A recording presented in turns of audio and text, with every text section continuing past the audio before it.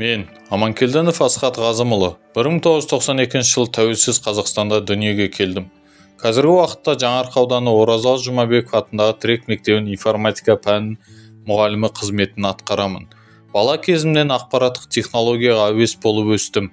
Бала арманым жетегім сол мамандықты таңдап, Қарағанды мемлекеттік техникалық университетіне оқуға түсіп, техника ғылымдарының магистрі атандым. Өзімнің алған білімімді болашақ ұрпақпен бөлісу мақсатында алғаш еңбек жолын мектептен бастадым. Мұғалім ең маңызды және қиын мамандықтардың бірі.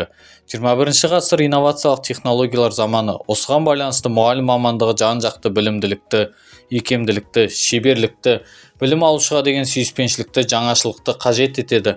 Мектепте информатика пәнін оқытумен қатар оқушыларға жаңа ғылымды игерту мақсатында робототехника, инженерия, STEM үйірмелеріне жетекшілік етемін. Мен жаңартылған білім мазмұнының ерекшеліктерін сабақ барысында тиімді қолдана отырып, қоғамдық іс-шараларға атсалысып белсенділік танытамын. Тәуелсіз ел тірегі білімді ұрпақ демекші, шәкірттерім түрлі роботтар, инновациялық жобалар жасап, республикалық, халықаралық жарыстарда жүлделі орындар иеленуде. Алған білімдерін өмірлік қажеттіліктеріне сай пайдаға асыра білетін, жаңа технологиялар жетік меңгерген білімге құштар шәкірт тәрбиелеу менің негізгі мақсатым болып табылады.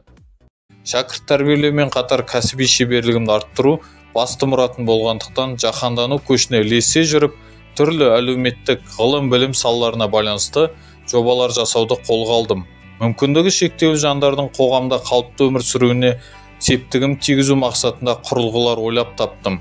Менің алға қойған мақсатым Қазақстан Республикасының өркениет көгін біліммен қаруландырып, үлкен жетістіктерге жетіп, күллі әлемге таныту.